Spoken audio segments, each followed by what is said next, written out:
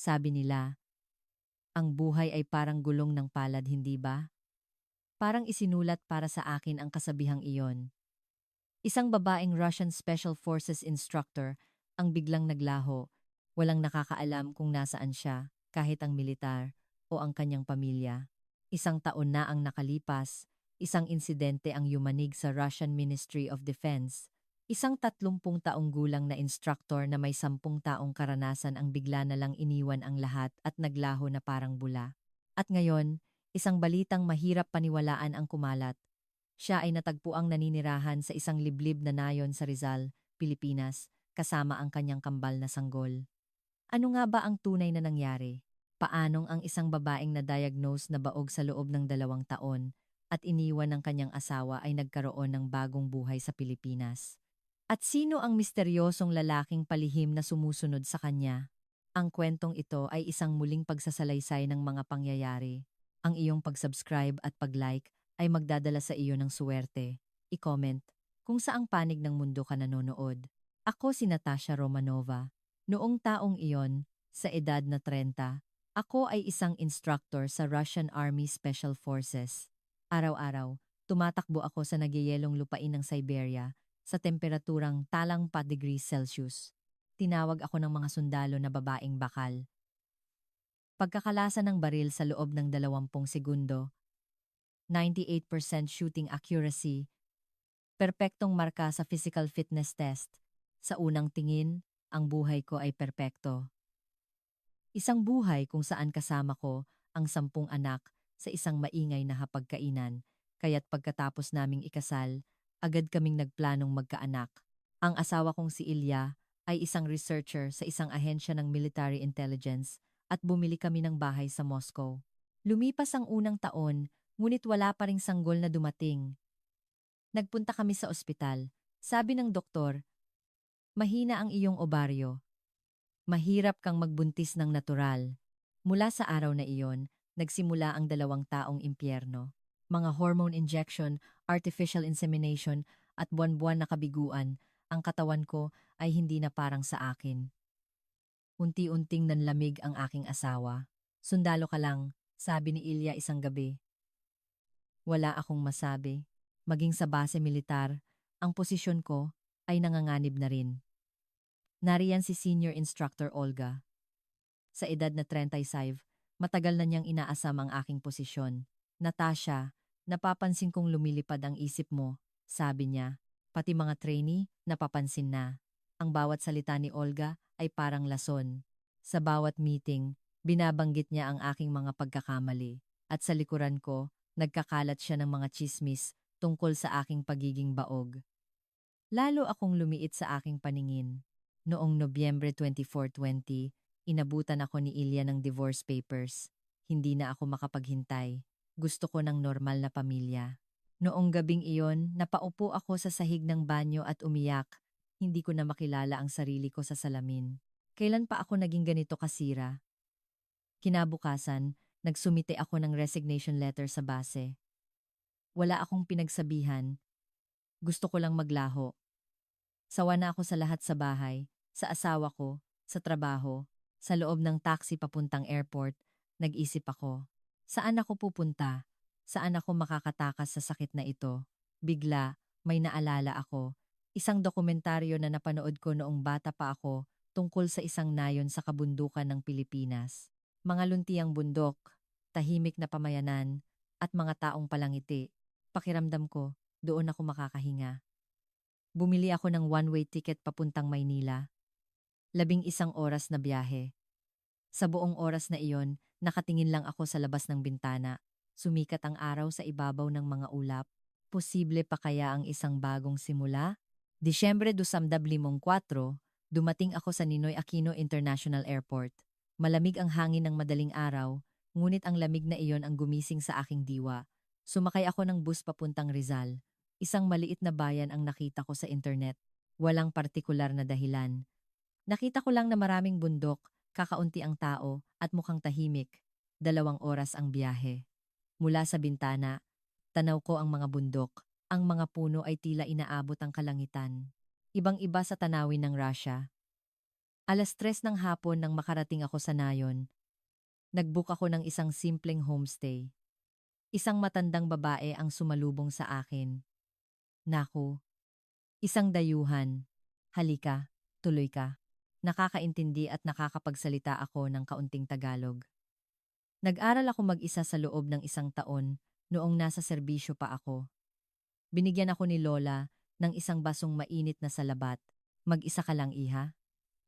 Opo, Lola. Mag-isa lang po. Ano namang gagawin mo rito? Wala namang masyadong pasyalan dito. Hindi ako makasagot. Hindi ko masabing tumatakas ako. Noong gabing iyon, nakaupo ako sa tabi ng bintana at pinagmasdan ang kalangitan. Punong-puno ito ng mga bituin, tila abot kamay. Isang tanawin na hindi ko kailanman makikita sa Moscow.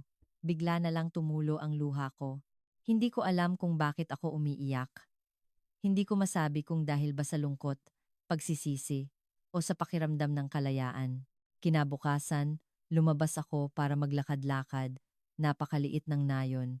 Ilang bahay, isang sari-sari store, at isang maliit na kainan. Sa karatulan ng kainan, nakasulat ang kusina ni Miguel. Binuksan ko ang pinto. Sinalubong ako ng mainit na hangin at ng amoy ng bagong lutong sinigang. Isang lalaki ang nakatayo sa counter.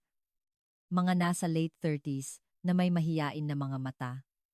Good morning po, mahina niyang sabi. Nag-order ako ng sinigang na baboy. Tahimik niyang inihanda ang pagkain. Ang bawat galaw niya ay malinis at hindi nagmamadali. Umupo ako sa isang mesa sa tabi ng bintana. Nang matikman ko ang unang subo, nagulat ako. Mas masarap pa ito kaysa sa anumang restaurant sa Russia. Ang mainit na sabaw ay nagpainit sa aking sikmura. Masarap po, sabi ko. Yumuko siya at ngumiti.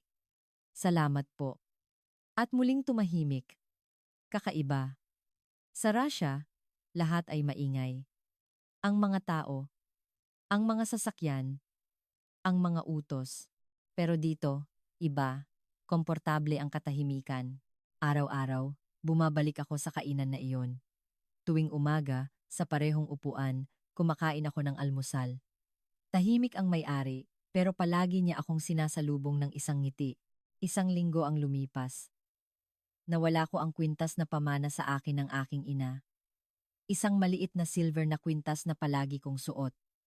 Hinalughog ko ang buong paligid ng homestay. Pero hindi ko ito makita. Kinabukasan, pagpunta ko sa kainan, lumapit sa akin ang lalaki. May hawak siya sa kanyang kamay. Ang kwintas ko, naiwan niyo po kahapon. Nakita ko sa ilalim ng upuan. Nagulat ako. Maraming salamat. Pamana pa ito ng nanay ko. Tumango siya. Importante pala. Mabutit nakita. Sa sandaling iyon, biglang kumabog ang dibdib ko. Isang kakaibang pakiramdam. Sino kaya ang lalaking ito?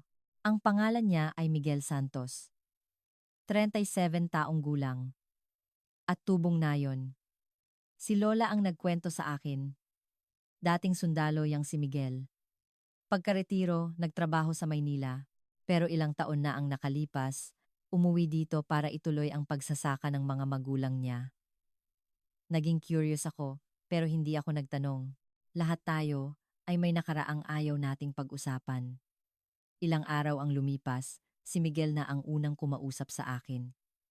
Mag-isa lang po kayo? Oo. Pamilya niyo po? Wala na. Sa ngayon, tinitigan ako ni Miguel. Sa kanyang mga mata, hindi awa ang nakita ko, kundi pag-unawa. Ako rin. Mag-isa na lang, sabi niya. Pumanaw na ang mga magulang ko. Ako na lang dito sa nayon. Ganoon nagsimulang magkalapit ang aming loob. Hindi pala salita si Miguel, pero sa gawa niya ipinapakita ang kanyang nararamdaman. Isang umaga, pagdating ko sa kainan, may nakahandang mainit na arroz caldo. Mukhang may sinat po kayo. Isang subo pa lang, napaluha ako. Kailan ba ang huling beses na may nagluto para sa akin? Walang imik na inabutan ako ni Miguel ng tissue. Dahan-dahan lang po sa pagkain. Mula noon, araw-araw, may espesyal na pagkain na nakahanda para sa akin. Tinolang manok, munggo, sopas, minsan mainit na gatas. Nagpapasalamat ako, Pero palagi niyang sinasabi, wala yon. Nagsimula kaming maglakad-lakad sa nayon. Ipinakita niya sa akin ang bawat sulok. Ang abandonadong elementary school, ang maliit na sapa, ang bukal sa gitna ng gubat. Dito po ako lumaki, sabi ni Miguel habang nasa playground kami ng eskwelahan. Araw-araw, dito kami naglalaro ng mga kaibigan ko. Tumbang preso, patintero. Bakit nagsara ang eskwelahan? Naubos na ang mga bata. May bahid ng lungkot sa boses ni Miguel. Ganoon din po ako. Nag-aral sa Maynila, nagtrabaho. Ipinagmalaki ako ng mga magulang ko. Pero bakit ka bumalik? Nag-alinlangan si Miguel bago sumagot. Inatake sa puso si tatay. Malaki ang gastos sa ospital. Nasa Amerika ang kapatid ko, kaya ako ang umuwi. Kumusta na po sila? 2 taon na siyang wala. Sumunod si nanay last year. Ngayon, ako na lang. Hinawakan ko ang kamay ni Miguel. Isa kang mabuting anak. Sa unang pagkakataon, diretsong tumingin sa akin si Miguel. Ikaw, bakit ka nandito? Huminga ako ng malalim. At ikinuwento ko ang lahat. Ang pagiging baog, ang diborsyo, ang base militar, si Olga. Lahat. Nakikinig lang si Miguel. Hindi niya ako pinutol. Pagkatapos kong magsalita, gumaan ang pakiramdam ko. Mahirap ang pinagdaanan mo, sabi ni Miguel. Pero hindi mo kasalanan yon. Ginawa mo ang lahat. Noong gabing iyon, nagsimulang magliwanag ang kalangitan dahil sa mga alitaptap. Tila kumikinang ang buong paligid. Tumunog ang telepono ko. Si Miguel. Labas ka. Lumabas ako. Nakatayo si Miguel sa labas. May hawak na 2 tasa ng mainit na tsokolate. Baka giniginaw ka. Inabot niya sa akin ang isang tasa. Magkatabi kaming tumayo, pinapanood ang sayaw ng mga alitaptap. Natasha. Sa unang pagkakataon, tinawag niya ako sa pangalan ko. Bakit? Gusto kita. Tila huminto ang pagtibok ng puso ko. Hindi ko inasahan na ang tahimik na lalaking ito ay ganito kadiretso magtapat. Mula pa noong una kitang makita, iba na ang naramdaman ko. Nakita ko ang lungkot sa mga mata mo, pero nakita ko rin kung paano mo sinusubukang labanan yon. Ganoon din kasi ako. Umiyak ako, ngunit hindi na ito dahil sa lungkot. Ako rin, sabi ko. Gusto rin kita. Dahan-dahang hinawakan ni Miguel ang kamay ko. Patuloy na nagsayaw ang mga alitaptap na tila nagbibigay liwanag sa aming paligid. Ngunit ang puso ko nag-aalab sa init. Ito na ba ang pag-ibig? Naging kami. O marahil, higit pa roon. Sa palengke, binabati kami ng mga tindera. Uy, Miguel, nobya mo? Opo, nahihiyang sagot ni Miguel. Abay, maganda. Dayuhan ba? Taga-Russia po. Nagtataka ang mga matatanda. Marunong magtagalog. Alagaan mong mabuti si Miguel namin ha? Sumasagot ako sa Tagalog. Ako po ang dapat niyang alagaan. Mababait ang mga tao sa nayon. Hindi nila ako tinuring na iba. Tinanggap nila ako bilang nobya ni Miguel. Kinabahan ako. Ngayon, wala na sila nanay at tatay, pero doon ako lumaki. Gusto kong ipakita sa'yo. Sige, gusto ko. Ang bahay ni Miguel ay nasa sentro ng nayon. Isang lumang bahay na gawa sa kahoy, may puno ng mangga sa bakuran. Tuloy ka, sabi ni Miguel habang binubuksan ang pinto, mainit sa loob. May apoy sa lumang kalan. Nakasabit sa pader ang mga litrato ng pamilya. Isang batang mag-asawa at 2 anak na lalaki. Ito ang pamilya ko. Turo ni Miguel sa litrato. Ang kuya ko, doktor ngayon sa Amerika, umuuwi 1 beses sa 1 taon. Sabay kaming naghapunan. Mga pagkaing si Miguel mismo ang nagluto, adobo, pinakbet, at inihaw na isda. Kain ka pa! Ang payat mo. Walang tigil si Miguel sa pag-abot ng ulam. Pagkatapos kumain, sabay kaming naghugas ng pinggan. Namimiss mo ba sila? Tanong ko. Sobra. Lalo na si nanay. Kung nakita ka niya, siguradong magugustuhan ka niya. Bakit? Mahilig siya sa mga taong may mabuting puso, katulad mo. Hinawakan ni Miguel ang kamay ko. Magaspang ito, ngunit mainit. Pauwi. Nagtanong si Miguel, kumusta? Masaya. Napakainit ng tahanan mo. Miguel, ngumiti siya, tila nakahinga ng maluwag. Noong gabing iyon, kakaiba ang pakiramdam ko. Mabigat ang katawan ko. Nasusuka ako. Akala ko pagod lang. Pero lumipas ang ilang araw, hindi nawala ang mga sintomas. Sumasakit din ang dibdib ko. At hindi pa ako dinadatnan. Imposible, sabi ko sa sarili ko. 2 taon akong baog. Sinabi ng doktor na imposible akong magbuntis ng natural. Pero para makasiguro, pumunta ako sa botika. Bumili ako ng pregnancy test. Sa banyo ng homestay, sinubukan ko. Naghintay ako ng 3 minuto, ang pinakamahabang 3 minuto sa buhay ko. Nanginginig ang kamay ko. Tiningnan ko ang resulta. 2 linya. Buntis ako. Napaupo ako sa sahig. Hindi ako makapaniwala. Paanong nangyari ito? Sinabi ng doktor na, imposible. Bumuhos ang luha ko. Hindi ko alam kung sa saya o sa takot. Sasabihin ko ba kay Miguel? O sarilinin ko na lang? Babalik ba ako sa Russia? Magulo ang isip ko. Pero isa lang ang sigurado.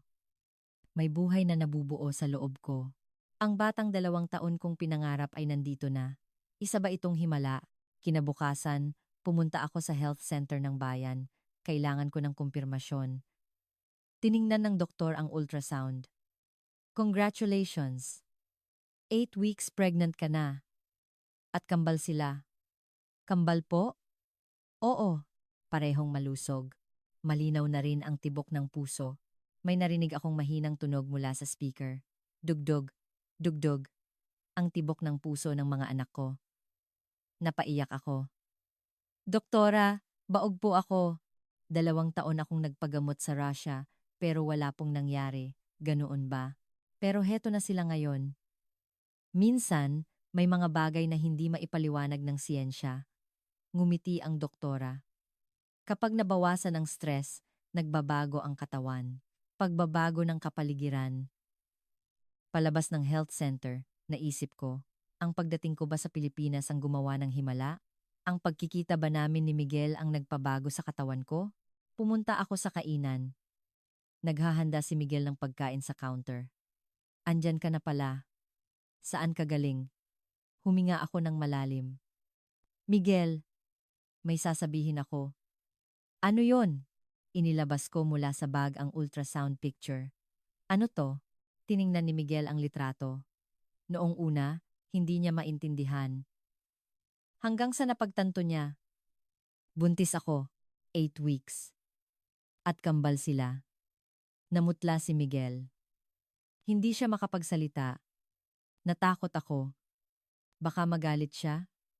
Baka tanggihan niya ako? Ako. Magiging tatay na ako?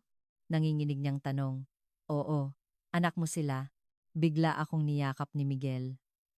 Mahigpit na mahigpit. Salamat. Maraming salamat. Umiiyak si Miguel. Isang 30 taong gulang na lalaki. Umiiyak sa gitna ng kanyang kainan. Gusto mo ba sila? Tanong ko. Oo naman. Ito ang pinakamagandang regalo sa buong buhay ko. At 2 pa. Matagal kaming magkayakap. Iyon ang pinakamasayang sandali ng buhay ko. Ngunit may problema. Paano namin sasabihin sa mga taga-nayon, isa akong dayuhan mula sa Russia at hindi pa kami kasal. Ilang araw ang lumipas, kinausap ni Miguel ang kapitan ng barangay. Ang reaksyon ng kapitan ay positibo. Kailan ang kasal? Bilisan nyo na. Naku, kambal pa. Magiging abala kayo. Tutulong kami. Kumalat ang balita sa nayon. Si Miguel nakabuntis ng rusa. Kambal daw. Ganyan na talaga ngayon. Hindi na mahalaga kung anong mauna, kasal o anak. May mga bulong-bulungan. Pero karamihan ay masaya para sa amin. Kapag namamalengke ako, dinadagdagan ng mga tindera ang pinamili ko para yan sa buntis. Isang lola ang nagbigay sa akin ng mga dahon ng malunggay. Pagkapanganak mo, isahog mo to sa tinola. Naantig ako. Kung sa Russia ito nangyari, hindi ko mararanasan ang ganitong init ng pagtanggap. Dito, iba. Isang gabi, sinabi ni Miguel. Natasha, pakasal na tayo. Ha? Formal. Gusto kong maging pamilya tayo bago lumabas ang mga bata. Nagulat ako. Dito? Ngayon? Oo. Gusto kong maging legal na pamilya mo. May inilabas si Miguel na maliit na kahon. Isang singsing. Simpleng silver, pero maganda. Natasha, will you marry me? Umiiyak akong sumagot. Yes, I will. Pumunta kami sa municipal hall. Ang birth certificate ni Miguel, ang passport ko, at isang bunton ng papeles. Congratulations, sabi ng empleyado. Mag-asawa na kayo. Ganoon lang. Naging Pilipino na ako. O mas tamang sabihin, asawa ng isang Pilipino. Kakaiba. Ilang buwan lang ang nakalipas. Isa akong Russian Special Forces instructor. Ngayon, asawa na ako ng isang lalaki mula sa isang probinsya sa Pilipinas. Magtatagal kaya ang kaligayahang ito? Enero 2025, nasa ikatlong buwan na ako ng pagbubuntis. Malala ang morning sickness ko. Tuwing umaga, nasa banyo lang ako. Palaging nasa tabi ko si Miguel. Hinahaplos ang likod ko, inaabutan ng tubig. At tinitingnan ako ng may pag-aalala. Gusto mo, punta tayo sa ospital? Okay lang ako. Ganito talaga kapag buntis. Mukha kang nahihirapan. Kaya ko to, kasi nandyan ka. Maagang isinasara ni Miguel ang kainan para umuwi. Gabi-gabi, ipinagluluto niya ako. Mga pagkaing masustansya para sa buntis. Kangkong, malunggay, mani, prutas. Kain ka ng marami para sa mga bata. Kinakain ko ang lahat ng kaya ko. Inilalagay ni Miguel ang kamay niya sa tiyan ko at kinakausap ang mga bata. Mga anak, si tatay to. Lumaki kayong malusog ha? Ang init ng kanyang palad. Sana, maging ganito na lang palagi. Ngunit hindi nagtagal ang kapayapaan. Isang hapon, isang di kilalang lalaki ang pumasok sa kainan. Matangkad, matalim ang tingin. Nagsalita siya sa Russian. Natasha. Nahanap din kita. Huminto ang mundo ko. Si Ilya, ang dati kong asawa. Anong ginagawa mo rito? Sagot ko sa Russian. Hinanap kita. 3 buwan nang nagkakagulo ang Russia. Isang Special Forces instructor ang nawawala. Anong pakialam mo roon? Malaki ang pakialam ko. Asawa pa rin kita. At may mga legal na bagay tayong hindi pa naayos. Ngumisi si Ilya. Lumapit si Miguel. Sino po sila? Kahit Tagalog ang sinabi niya, naintindihan ni Ilya ang sitwasyon. Ah, you must be the boyfriend. Nice to meet you. I'm Ilya. Natasha's ex-husband. Sabi ni Ilya sa Ingles.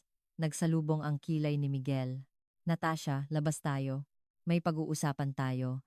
Hinawakan ni Ilya ang braso ko. Bitawan mo ko, sabi ko. Umalis ka, ngayon din. Bakit? Hindi mo ba namiss ang asawa mo? Ah, narinig ko pala. Buntis ka raw. Kambal. Nanigas ako. Paano mo nalaman? Nagtanong-tanong ako sa mga tao. Ang babait nila. Sabi nila, may rusa raw dito na buntis ng kambal. Inilabas ni Ilya ang telepono niya. Headline to, Russian Special Forces Instructor, nagtago sa probinsya sa Pilipinas, buntis ng kambal. Magandang balita, di ba? Wala kang karapatan. Kinuha ni Miguel ang telepono ni Ilya. Umalis na kayo dito. Ngayon din. Wow, matapang. May ugali pala ang boyfriend mo. Tinuya ako ni Ilya. Natasha, seryoso. Anong ginagawa mo rito? Sa ganitong klaseng lugar ka ba maninirahan at mag-aanak? Ito ang pinili ko. Pinili? O tinakasan? Kumalat na ang balita na baog ka. Na iniwan kita. Kaya ka nagtago rito. Di ba?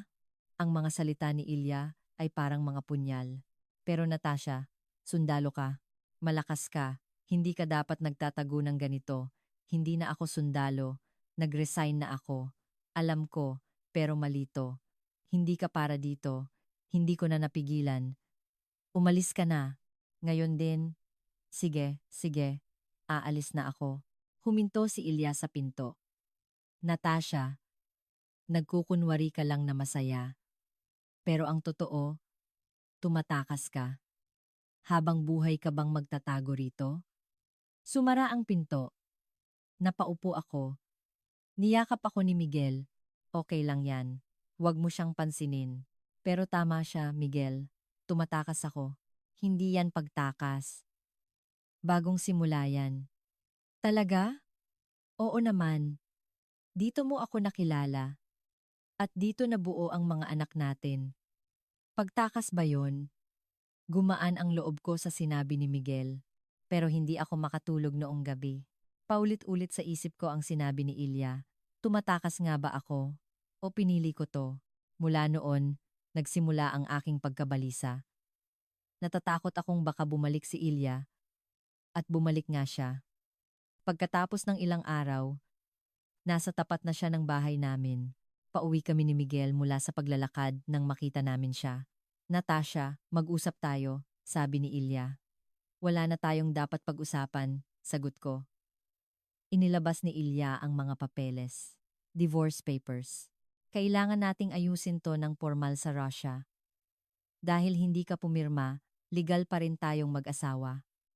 Nagulat ako. Hindi pa pala tapos ang diborsyo. Pipirmahan ko na. Kaya umalis ka na. Hindi lang yan, sabi ni Ilya. Ang mga batang dinadala mo, legal na pwedeng maging anak ko sila. Komplikado rin ang batas sa Pilipinas. Dayuhan na buntis, legal na asawa, custody battle, matatagalan yan. Lumapit si Miguel. Huwag mo kaming pagbantaan. Tatawag ako ng pulis.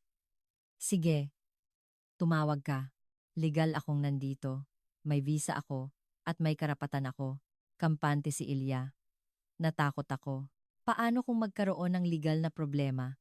Paano kung kunin niya ang mga anak ko? Sakto namang dumating si Kapitan. Kasunod niya ang iba pang mga taga na yon.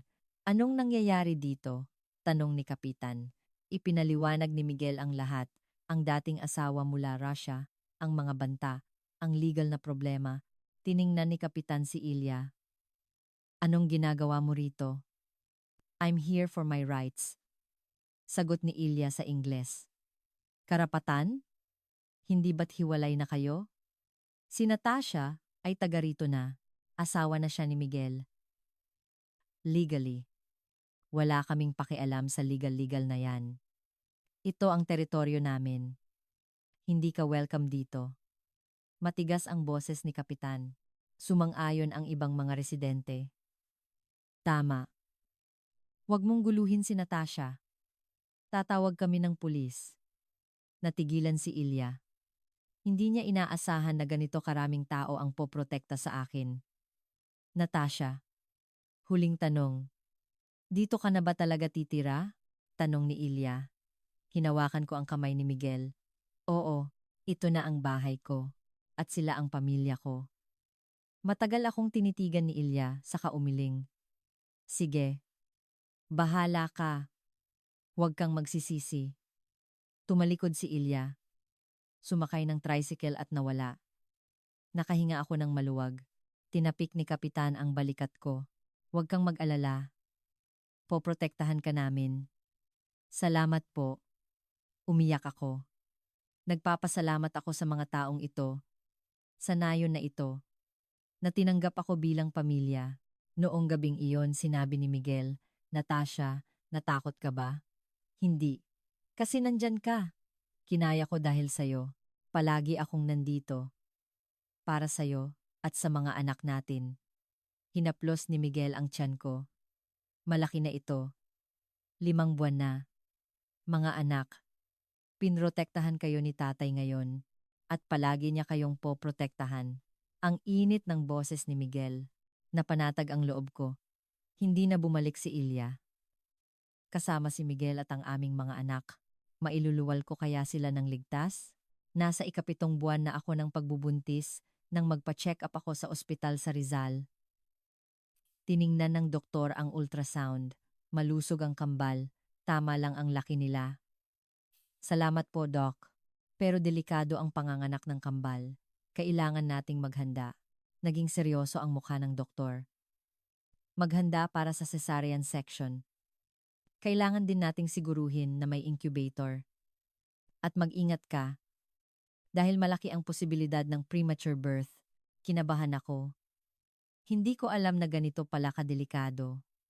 Hinawakan ni Miguel ang kamay ko. Kaya natin to. Pag-uwi, nagsimula kaming maghanda. Mga damit ng sanggol, bote, kuna, tumulong ang mga taga-nayon. Ito, sa anak ko dati. Sa'yo na. Kambal pala, edi doble ang kailangan. Heto pa, nagbigay ang mga lola ng mga gamit. Naantig ako. Itong maliit na nayon, ganito ako alagaan. Inayos ni Miguel ang isang kwarto. Gumawa siya ng espasyo para sa 2 sanggol. 2 kuna, aparador, upuan para sa pagpapasuso. Lahat gawa ng kamay niya.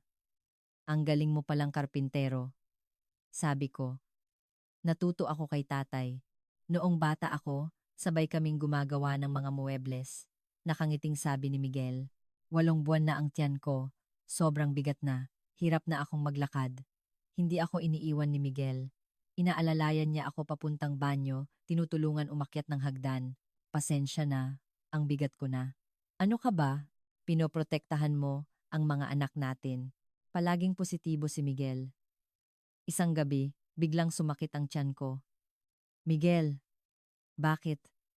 Anong masakit? Ang sakit ng tiyan ko. Agad tumawag si Miguel sa ospital. Dumating ang ambulansya. Isinakay ako sa stretcher. Mahigpit ang hawak ni Miguel sa kamay ko. Huwag kang mag-alala. Magiging malusog ang mga anak natin. Pagdating sa ospital, sinuri ako ng doktor. Nagsimula na ang labor mo. Premature. Ngayon na po, okay lang yan.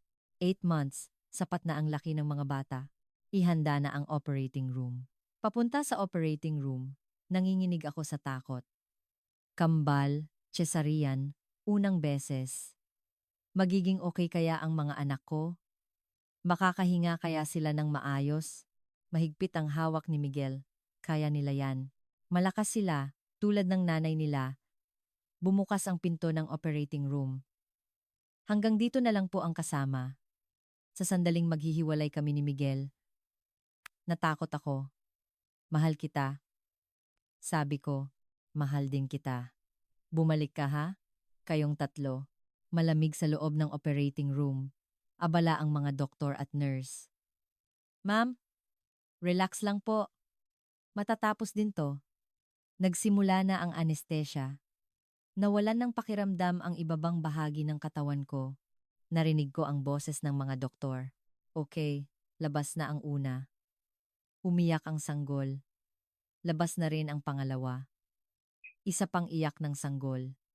Ang iyak ng 2 bata ang pumuno sa operating room. Tumulo ang luha ko. Ang mga anak ko, buhay at umiiyak. Congratulations. Isang babae, isang lalaki, sabi ng doktor. Isang babae at isang lalaki. Perpektong kambal. Napuno ng saya ang puso ko. Panaginip ba ito? Pagmulat ko, kisame ang nakita ko.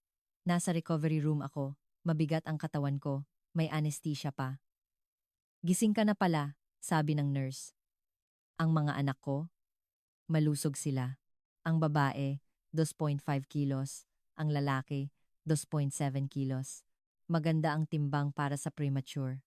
Nasa nursery sila ngayon, inoobserbahan. Nakahinga ako ng maluwag. Ligtas sila. Pumasok si Miguel. Namumula ang mga mata niya, tila galing sa iyak. Natasha. Hinawakan niya ang kamay ko. Nakita mo na sila? Oo. Ang liliit at ang gaganda nila. Kamukha mo yung babae, kamukha ko yung lalaki. Talaga? Nagtawanan kami. Makalipas ang ilang oras, dinala ng nurse ang mga sanggol. Maliit na katawan, mapulang mukha, malilikot na kamay. Ang mga anak ko, kargahin mo sila. Dahan-dahan ko silang binuhat, isa-isa. Ang pinakamagaan ngunit pinakamabigat na bagay sa mundo. Hello, Sofia. Hello, Alex. May naisip na akong pangalan. Sofia at Alex. Mga pangalang nag-uugnay sa Russia at Pilipinas. Umiiyak si Miguel sa tabi ko. Mga anak natin. Totoong mga anak natin. Oo, mga anak natin. Nakapikit sina Sofia at Alex. Gumagalaw ang maliliit nilang labi. Tila sasabog ang puso ko sa saya. Pakiramdam ko, kaya kong gawin ang lahat para sa kanila. Tinawagan ko ang nanay ko sa Russia gamit ang video call. Itinutok ko ang telepono sa mga bata. Napaiyak ang nanay ko. Ang mga apo ko, ang gaganda. Nay, sorry po. Ngayon lang ako nakatawag. Okay lang anak. Ang mahalaga, masaya ka, nagbago ka na, naging mas matatag ka. Umiyak din ako. Salamat po, Nay. Proud ako sa'yo. Dumating din sa ospital ang mga taga-nayon. Si Kapitan, ang mga lola, ang mga suki sa kainan. Naku, ang kambal, ang gaganda. Natasha, magpagaling ka. Dumami na ang bata sa nayon natin. Miguel, ang galing mo. Tatay ka na. Ang init ng kanilang pagbati. Umiyak ako. Sobra-sobra ang pasasalamat ko sa kanila. Pagkalipas ng 1 linggo, nakalabas na kami ng ospital. Umuwi kami sakay ng sasakyang inihanda ni Miguel. Sa bungad ng nayon, may nakasabit na banner. Congratulations sa pagsilang Nina, Sofia at Alex. Ang mga taga-nayon ang naghanda. Napaiyak na naman ako. Pagdating sa bahay, lahat ay nakahanda na. Salamat po, sabi ko. Wala yon. Para ka na naming manugang. Ngumiti siya. Ang unang gabi, puno ng gulo. Salita ng iyak ng 2 bata. Pagpapasuso, pagpapalit ng diaper, pagpapatulog. Halos hindi kami nakatulog ni Miguel, pero masaya kami. Ito ang buhay na pinangarap ko. Isang maingay na tahanan, mga umiiyak na sanggol, isang abalang buhay. Ang lahat ng bagay na pinangarap ko sa Russia. Makalipas ang ilang araw, sinabi ni Miguel, "Pagod ka na?" Medyo, pero masaya ako. Ako rin, parang panaginip lang to. Ngumiti si Miguel habang karga si Sofia. Unti-unti kaming nasanay sa bagong buhay. At doon ko nalaman na ang lugar na ito. Nang mag-1 taon ang mga bata, naghanda ng salo-salo ang nayon. Nagtipon ang mga tao sa barangay hall, puno ng pagkain, prutas at kakanin. Happy first birthday! Mahirap mag-alaga ng kambal, no? Ngayon, medyo gumaan na siguro. Kinarga ng mga lola ang mga bata. Hindi mailap sina Sofia at Alex. Ngumingiti sila kahit kanino. Ang babait ng mga bata. Mana sa nanay at tatay. Sabi ng mga tao. Sobrang saya ko. 1 taon na ang nakalipas, nasa bingit ako ng kawalan ng pag-asa. Pero ngayon, iba na. Nang mag2 taon ang kambal, may napagdesisyonan ako. Magtatayo ako ng isang maliit na gym para sa komunidad. Ang gymnasium ng abandonadong elementary school ay bakante. Nagtanong ako sa munisipyo, pwede po bang gamitin? Nako, wala kaming budget para dyan. Ako na po ang gagastos. Nagulat ang empleyado. Talaga po? Kayo na isang dayuhan? Taga rito na po ako. Naaprubahan ang request ko. Kasama si Miguel, nilinis namin ang gym. Kinuskos ang maalikabok na sahig, nagpinta, at nagpasok ng mga gamit. Tumawag ako sa mga dati kong kasamahan sa Russia. Pwede niyo ba akong padalhan ng mga exercise mat? Para sa mga bata dito sa probinsya. Makalipas ang 1 buwan, dumating ang mga gamit. Mats, dumbbells, jump ropes, bola. Napaiyak ako. Regalo mula sa puso ng mga kasama ko. Nag-ipon din ako ng mga gamit mula sa Pilipinas. May mga nag-donate at bumili rin ako. Unti-unting napuno ang gym. Natasha's Gym ang ipinangalan ko. Sa araw ng pagbubukas, dumating ang mga bata sa nayon. Noong una, nahihiya sila. Mag-exercise po? Oo. Masaya to. Tara, Tinuruan ko sila ng basic exercises. Stretching, pagtakbo, simpleng, strength training. Nagustuhan ng mga bata. Teacher, babalik kami bukas ha? Oo naman, araw-araw ako dito. Naging sikat na lugar ang gym. Hindi lang mga bata, pati matatanda pumupunta. Natasha, gusto ko ring matuto mag-ehersisyo. Sabi ng isang lolo. Talaga po? Oo. Gusto kong humaba ang buhay ko para makalaro ko pa ang mga apo ko. Ngumiti ako at sinimulan ang klase. Basic calisthenics, simpleng stretching.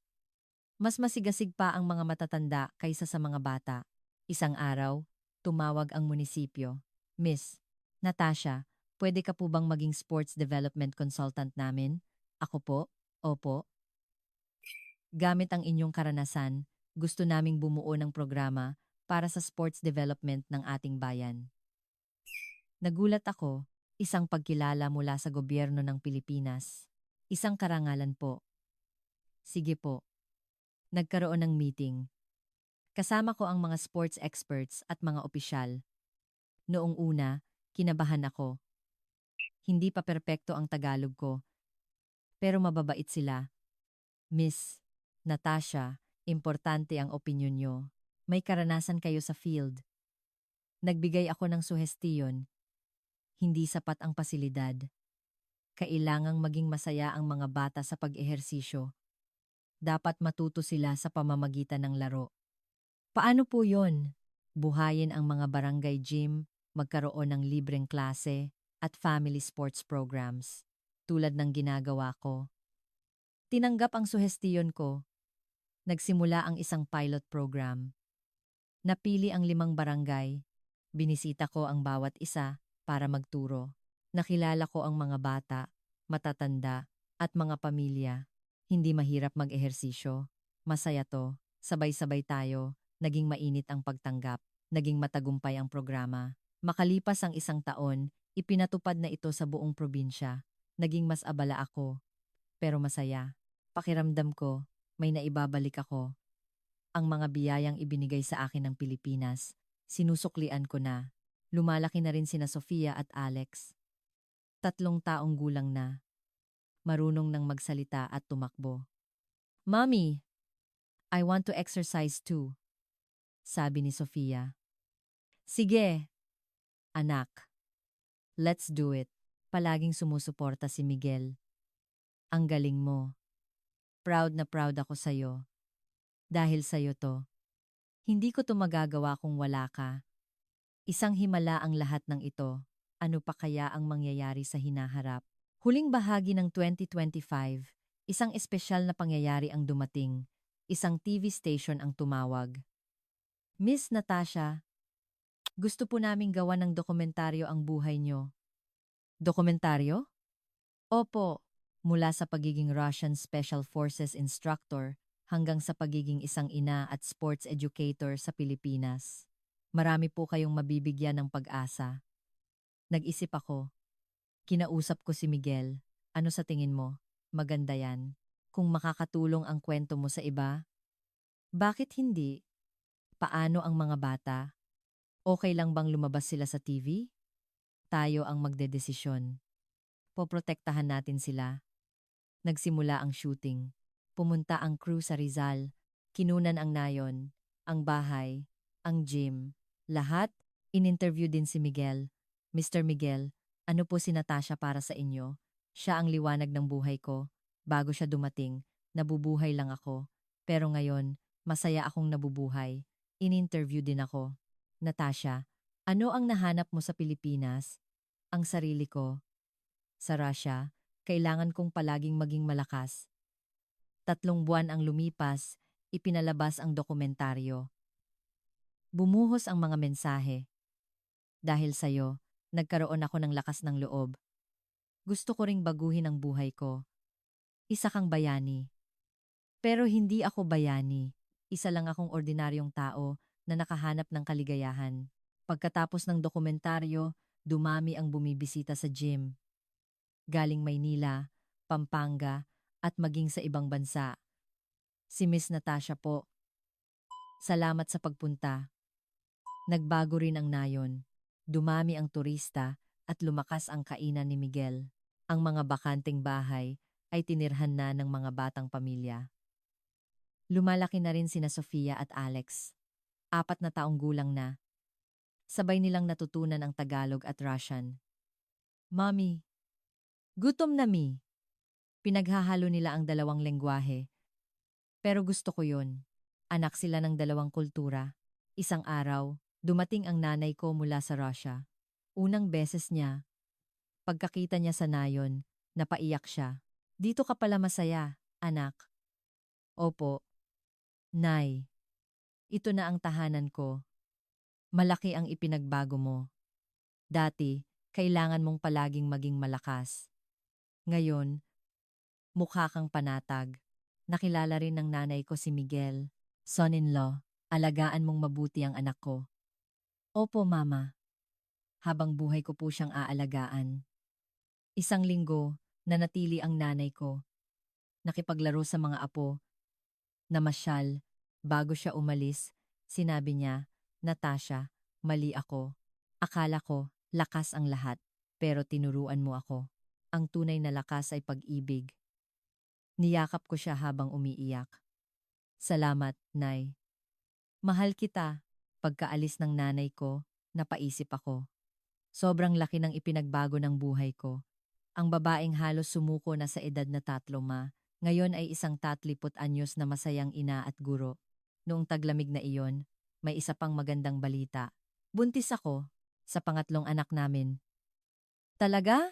Hindi makapaniwalang tanong ni Miguel. Oo. 6 weeks na. Magkakaroon na ng kapatid sina Sofia at Alex. Nagyakapan kami at umiyak. Isa na namang himala. Sinabi namin sa mga bata. Sofia, Alex, magkakaroon na kayo ng kapatid. Talaga po? Boy po o girl? Hindi pa natin alam anong gusto nyo. Kahit ano po, magiging kuya at ate na kami. Tuwang-tuwa ang mga bata. Natutupad na ang pangarap ko. Isang malaking pamilya, isang maingay na tahanan, isang masayang hapagkainan. Ang lahat ng bagay na binitawan ko sa Russia, ngayon, Enero 2026 na, ako ay 34 taong gulang. Eksaktong 1 taon at 2 buwan mula nang dumating ako sa Pilipinas. Ang bilis ng panahon. Kaninang umaga, gumising ako tulad ng dati. Nasa kusina na si Miguel, naghahanda ng almusal. Good morning, kamusta ang tulog mo? Okay naman. Ikaw? Okay din. Gusto mo ng lugaw? Salamat. Gumising na rin sina Sofia at Alex at yumakap sa akin. Mommy, punta tayo sa gym? Sige, sama kayo? Opo, medyo malaki na ang tiyan ko. Lumalaki na ang pangatlo naming anak. Habang kumakain, tumingin ako sa labas. Umuulan. Ang unang ulan ng taon. Ang ganda, sabi ni Miguel. Oo nga, pumunta kami sa gym. Weekend kaya maraming bata. Teacher, bati nila. Anong exercise natin ngayon? Ngayon espesyal. Family workout. Nag-ehersisyo ang mga bata kasama ang kanilang mga magulang. Masayang masaya. Pagkatapos ng klase, isang nanay ang lumapit. Teacher Natasha, salamat po. Dahil sa exercise, lumakas ang anak ko. Naku, wala po yun. Mas marami po akong natututunan sa inyo. Isa po kayong kayamanan sa aming nayon. Mahigpit niyang hinawakan ang kamay ko. Gabi, umuwi kami. Naghahanda na ng hapunan si Miguel. Anong ulam? Sinigang. Paborito mo, di ba? The best. Nagtipon ang pamilya sa hapagkainan. Nagkwento si Sofia tungkol sa eskwela, si Alex tungkol sa mga laruan niya. Nagkwento si Miguel tungkol sa kainan, at ako tungkol sa gym. Mga ordinaryong usapan, pero punong-puno ng saya. Gabi. Pinatulog ko na ang mga bata. Kinantahan ko si Sofia, binasahan ng libro si Alex. Pareho silang nakatulog agad. Umupo kami ni Miguel sa sala. Pagod ka na? Tanong niya. Medyo. Pero yung masarap na pagod. Ako rin. Magkahawak kamay kaming nakaupo. Tahimik, pero komportable. Natasha. Masaya ako. Sobra. Ikaw? Ako rin. Noong nakilala kita, nagbago ang buong buhay ko. Ako rin. Kung wala ka, wala rin ako ngayon. Niyakap ako ni Miguel. Ang init ng kanyang yakap, pumikit ako. Naalala ko ang sarili ko, 1 taon na ang nakalipas. Puno ng kawalan ng pag-asa. Pagiging baog, diborsyo, kalungkutan. Akala ko, katapusan na. Pero hindi pala. Simula pa lang, ang Pilipinas, si Miguel, sina Sofia at Alex, lahat sila, isang himala. Umulan sa labas, tahimik at payapa. Sana, maging ganito rin kapayapa ang buhay ko. Ayoko nang maging isang malakas na sundalo. Hindi ko na hinahanap-hanap ang pagiging perpektong instructor. Ang sandaling ito, ang ordinaryong buhay na ito, ang pinakamagandang regalo para sa akin. Hindi na Natasha Romanova, kundi Natasha Santos, isang Pilipina. Ina ng 3 anak, guro ng nayon, iyan ang pagkatao ko ngayon. At ipinagmamalaki ko ito, higit pa sa pagiging isang Russian Special Forces instructor. Ano nga ba ang tunay na lakas? Ang pagbaril? Ang pagtalo sa kalaban? Hindi. Ang tunay na lakas ay ang pagprotekta sa mga mahal mo, ang pagiging mapagpasalamat araw-araw, at ang pagiging tulong sa kapwa. At dito ako maninirahan habang buhay. Aalagaan ko ang aking mga anak, palalaguin ang gym, at makikipagtawanan sa mga taga-nayon. Iyan ang pangarap ko, ang kaligayahan ko. Ikaw ba? Dumadaan din sa isang mahirap na sitwasyon? Gusto mo na bang sumuko? Huwag. Tulad ko, ang himala ay dumarating sa mga hindi inaasahang pagkakataon. Minsan, sa isang maliit na nayon sa kabilang panig ng mundo, ang mahalaga, huwag kang susuko. Huwag kang matakot magsimula muli. Ginawa ko yon, at natagpuan ko ang kaligayahan. Kaya mo rin yan. Ngayong gabi, matutulog akong puno ng pasasalamat. Nasa tabi ko si Miguel, at sa kabilang kwarto, sina Sofia at Alex. Sa sinapupunan ko, lumalaki ang pangatlo naming anak. Sila ang lahat sa akin, at sapat na ito. Ang kwento ni Natasha Romanova ay hindi nagtatapos dito. Araw-araw, isang bagong kabanata ang nagsisimula. Ngunit isa lang ang sigurado, ang bawat kabanata ay puno ng pag-ibig. At ang tagpuan ng pag-ibig na iyon ay palaging magiging dito, sa Pilipinas. Salamat, Pilipinas. Iniligtas mo ako. Kaninang madaling araw, tahimik akong bumangon at umupo sa tabi ng bintana. Hindi pa sumisikat ang araw. Payapa ang buong bahay. Ang mahimbing na paghinga ni Miguel, ang mahinang hilik ni na Sofia at Alex. Ang mga payapang sandaling ito ang pinakamahalaga sa akin. Ipinatong ko ang kamay ko sa aking tiyan. Naramdaman kong gumalaw ang pangatlo naming anak. Isang maliit na sipa, isang senyales ng buhay. Malapit na rin siyang lumabas sa mundo, bilang kapatid ni na Sofia at Alex. May isang tanong na pumasok sa isip ko. Isa ba akong mabuting ina? Ang mga kamay na dating humahawak ng baril ay humahawak na ngayon ng bote ng gatas. Ang bibig na dating nag-uutos ay kumakanta na ngayon ng oyayi. Tama ba ito? Ngunit agad kong nahanap ang sagot. Oo, ito ang tama. Dahil ito ang buhay na pinangarap ko. Kapag nakikita ko si Sofia, naalala ko ang aking pagkabata. Ang malungkot na buhay bilang nag-iisang anak. Ang pangarap na magkaroon ng kapatid. Si Sofia, mahal na mahal niya ang kapatid niyang si Alex.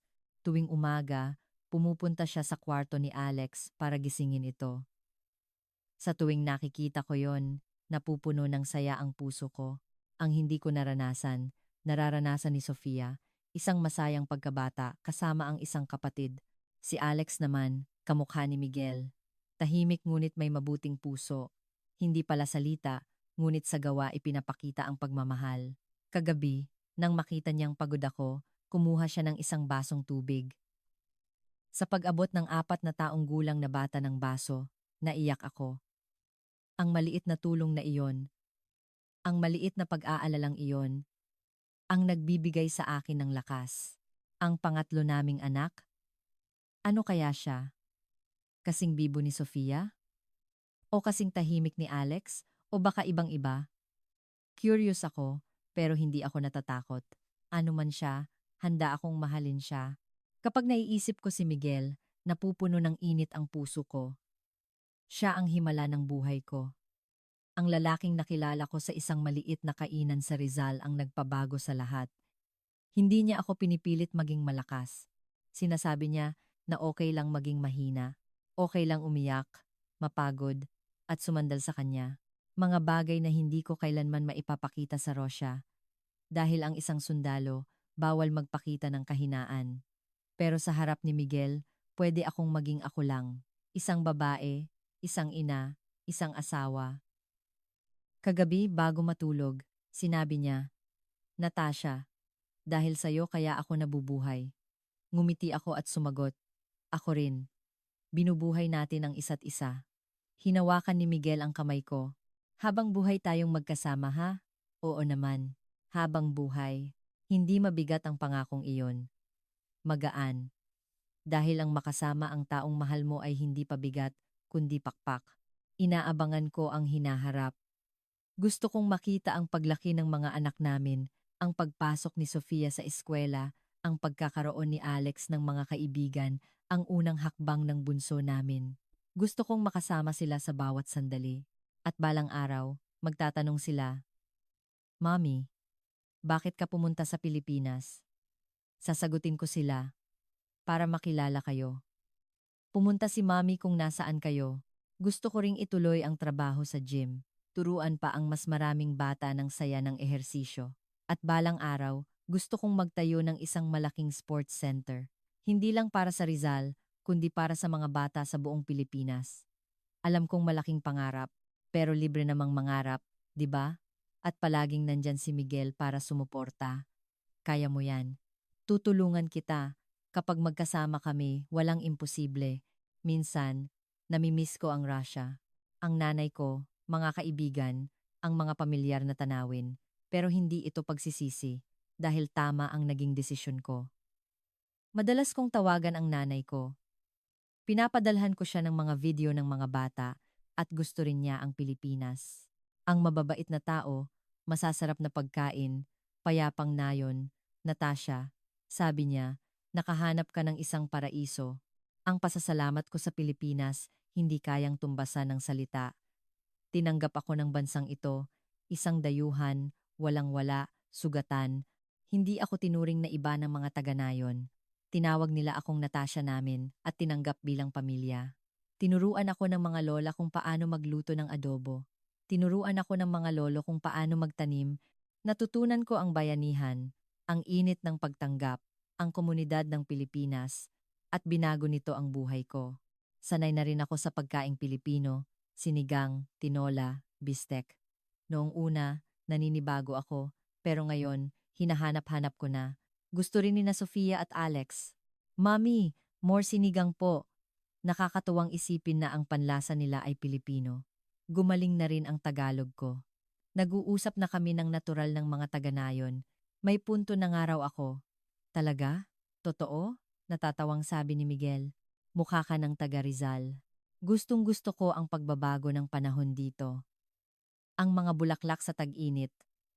Ang berdeng paligid sa tag-ulan. Sa Russia, halos puro taglamig. Dito, ramdam ko ang bawat panahon. Kasama ang mga bata, masaya naming tinatanggap ang bawat isa. Pamamasyal sa ilog, paglalaro sa ulan, paggawa ng parol sa Pasko. Mga ordinaryong bagay na espesyal para sa akin. Minsan, naiisip ko, paano kung nanatili ako sa Russia, siguro, malungkot, walang pag-asa, at miserable pa rin ako. Ang pagpunta sa Pilipinas, ang pinakamagandang desisyon sa buhay ko. Hindi ito pagtakas, kundi pagpili. Isang matapang na pagpili para sa bagong buhay. At dinala ako ng pagpiling iyon dito.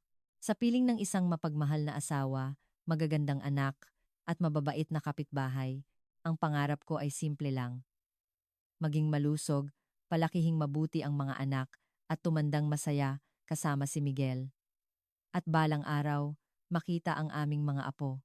Kapag lumaki sina Sofia, Alex, at ang bunso namin at magkaroon ng sariling pamilya, at tawagin akong lola, sasabihin ko sa kanila, ang lola nyo dumaan din sa hirap. Pero hindi siya sumuko. Kaya heto, masaya na siya ngayon. Salamat sa Pilipinas. Dahil tinanggap ako ng lupang ito, minahal ako ng mga taong ito, at binigyan ako ng bagong buhay. Pilipino na ako ngayon. Sa batas at sa puso, ipinanganak sa Russia, ngunit muling isinilang sa Pilipinas. Mula kay Natasha Romanova, naging Natasha Santos. Mula sundalo, naging ina. Sumisikat na ang araw. Nagsisimula na ang bagong araw. Gigisingin ko ang mga bata, maghahanda ng almusal, pupunta sa gym, at sabay-sabay kaming maghahapunan. Isang ordinaryong araw. Ngunit para sa akin, ang ordinaryong araw na ito ay isang himala. Salamat sa Pilipinas, kay Miguel, kina Sofia, Alex, at sa aming bunso. Kayo ang buhay ko. Dahil sa inyo, ako ay nabubuhay. Dahil sa inyo, ako ay ngumingiti. Dahil sa inyo, ako ay masaya. Ito ang aking kwento. Hindi isang katapusan, kundi isang simula. Isang kwentong araw-araw isinusulat, punong-puno ng pag-ibig, at ang tagpuan ng lahat ng ito ay palaging magiging ang Pilipinas. Ang aking pangalawang tahanan, ang aking kanlungan, ang aking paraiso. Salamat Pilipinas. Iniligtas mo ako.